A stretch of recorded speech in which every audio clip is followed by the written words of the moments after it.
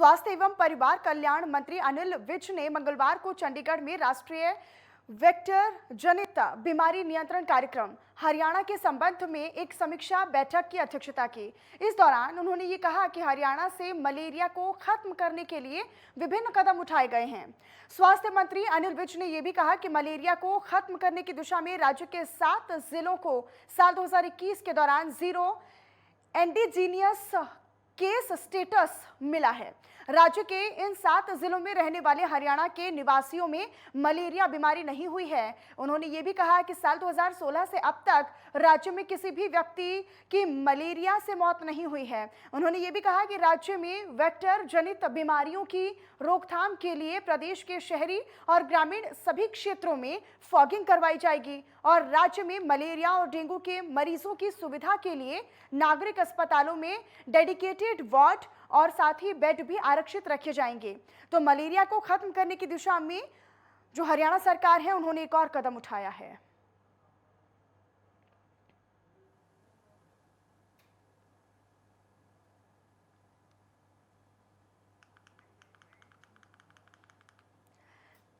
तो शहरी और ग्रामीण क्षेत्रों में अब फॉगिंग भी की जाएगी, जिससे कि जो लोग हैं वो डेंगू और मलेरिया की चपेट में आने से बच सके। मलेरिया को लेकर हरियाणा के स्वास्थ्य मंत्री ने भी ये कहा, अनिल विज ने, कि हम तमाम तरह के कदम उठा रहे हैं जिससे कि जो बीमारियों का प्रसारण है और जो फैलाव है और जो प्रभाव है वो भी बंद हो सके, पूरी तरीके से खत्म हो सके।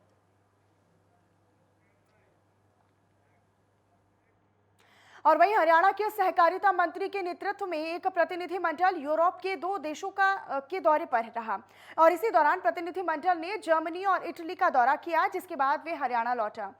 प्रदेश लौटने के बाद हरियाणा के सहकारिता मंत्री बनवारी लाल की तरफ से एक प्रेस कॉन्फ्रेंस का आयोजन भी किया गया था, जिसमें बनवारी लाल ने ये जानकारी दी कि किसानों की आय को कैसे बढ़ाया जाए, इस पर सरकार का मुख्य फोकस है। और दोनों देशों के दौरे के दौरान प्रतिनिधि मंडल ने स्टोरेज को लेकर गहन अध्ययन किया और ये देखा कि कैसे अनाज को सुरक्षित रखा जाए। साथ ही साथ कॉन्ट्रैक्ट ऑर्गेनिक फार्मिंग का भी अध्ययन किया गया। सहकारिता मंत्री ने यह भी जानकारी दी और बताया कि मंत्री को भी इसकी रिपोर्ट भेजी जाएगी, जिसमें सुझाव दिए जाएंगे। उन जो हमारी इस डेलीगेशन का जो मेन मकसद था वो ये था कि जो हमारा स्टोरेज सिस्टम है हरियाणा के अंदर, तो उस स्टोरेज सिस्टम को कैसे ठीक किया जाए, क्योंकि अब जो कुछ एक ओपन पहले होते थे जो हमारा स्टोरेज, अब तो बंद कर दिया, तो उसमें काफ़ी वेस्टेज हमारी अनाज की होती थी। तो उस वेस्टेज को बचाने के लिए और उस अनाज की जो क्वालिटी है उसको मेंटेन करने के लिए हमें एक हाई टेक्नोलॉजी के साइलोज या स्टोरेज सिस्टम की तरफ जाना चाहिए। तो ये मकसद लेकर के हम सब लोग इन दोनों कंट्रियों में गए और वहाँ जा कर के हमने विभिन्न विभिन्न कंपनियों में जो कि साइलोज बनाती हैं और उन साइलोज कंपनियों में जाकर के हमने विजिट किया। और वहीं मेवात में नगर आयुक्त और एडीसी डॉक्टर सुमिता ढाका ने नगर पालिका और नगर परिषद के अधिकारियों और साथ ही कर्मचारियों को चेतावनी भरे लहजे में ये कहा कि अधिकारी और कर्मचारी समय पर कार्यालय में आए और तय समय के मुताबिक ही अपना कार्यालय छोड़ें। इसी के साथ उन्होंने ये भी कहा कि नगर पालिका और नगर परिषद के कार्यालय में आने वाले लोगों को किसी काम के लिए दोबारा से चक्कर ना लगाने पड़े, जिसके चलते इसका खासा ध्यान रखा जाए।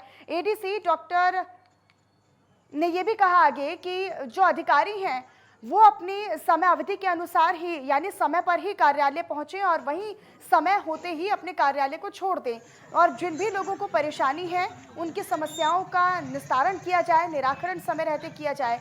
ईडीसी ने आगे ये भी कहा कि सिंगल यूज प्लास्टिक पूरी तरीके से बैन है और प्लास्टिक बनाना और बेचना दोनों पर सरकार की पाबंदी है।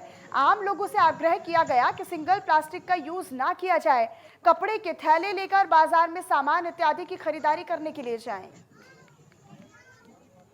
म्यूनिसिपैलिटीज़ में देखिए जो काम है, मेरा यही आग्रह है, यही अपील है कि पब्लिक को किसी भी तरह की तकलीफ ना हो और म्यूनिसिपैलिटी के सभी एम्प्लॉइज समय पे अपने कार्य को निपटाएं। लोगों को किसी भी काम के लिए दोबारा ना आना पड़े। एक ही बार आने से उसका कार्य जो है किसी भी व्यक्ति का जो संज्ञान में आ गया है, हमें उस कार्य को टाइम बाउंड मैनर में कार्य रूप देना चाहिए और बार-बार लोगों के चक्कर काटना बिल्कुल भी बर्दाश्त नहीं किया जाएगा। और अब खबर हरियाणा के नूंह जिले से आपको बताएं, जहां पर शहरों में रहने वाले गरीबों के लिए एक राहत भरी खबर है।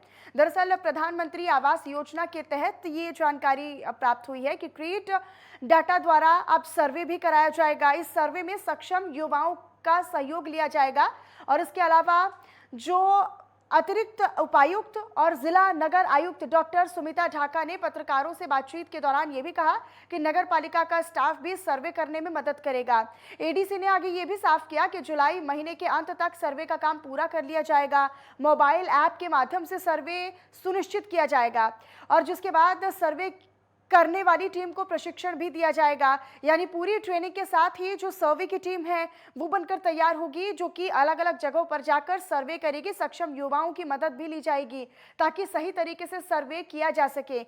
आपको बताएं कि ये जो सर्वे है उसमें जो नए युवा हैं उन्हें जोड़ा जाएगा, यानी जो कैपेबल हैं, सक्षम युवा हैं, उन्हें इसमें ऐड किया जाएगा, इसमें शामिल किया जाएगा। क्रीट डाटा द्वारा सर्वे करवाया जाएगा। आज पीएमएवाई प्रधानमंत्री आवास योजना के तहत जिला नूंह के अंदर सर्वे किया जाना है। तो जो भी एलिजिबल फैमिलीज हैं तो उनके लिए क्रिड से डेटा जो है वो हमारे पास पुशअप हो रहा है। उसके लिए टीम्स बना दी गई हैं और जो सक्षम युवा हैं उनका सहयोग इस सर्वे के लिए लिया जा रहा है। साथ में म्यूनिसिपैलिटीज़ का स्टाफ है, उसकी भी ड्यूटियां लगाई गई हैं। तो ये सर्वे टाइम बाउंड मैनर में हमने पूरा करके देना है and as per government directions जुलाई महीने के अंत तक हमने इस सर्वे के काम को कंप्लीट करना है।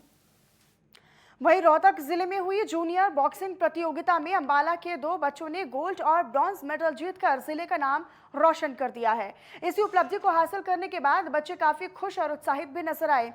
आपको बताएं कि अंबाला डीएसओ राम निवास और बच्चों के कोच ने उनकी जीत पर बच्चों को शुभकामनाएं भी दी और उनके उज्जवल भविष्य की कामना भी की।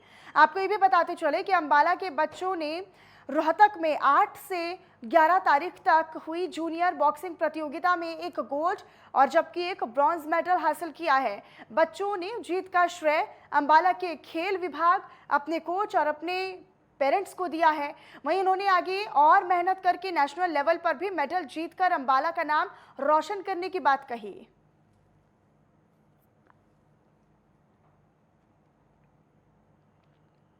संजय को साहब ट्रेनिंग करता हूँ। हमारी स्टेट हुई थी रोहतक में 8 से 11 के बीच में हुई थी। उसमें ब्रॉन्ज मेडल है। बाकी मेहनत करूँगा और आगे जाने की नेशनल इंटरनेशनल। मैं संजय सर के अंडर ट्रेनिंग करता हूँ और अभी रोहतक में 8 से 11 जो जूनियर स्टेट चैम्पियनशिप हुई थी उसमें मैंने पार्टिसिपेट किया और मेरा गोल्ड मेडल है। आगे भी नेशनल जाने की कोशिश, उसमें भी अच्छा गोल्ड अपना मेडल लाऊं।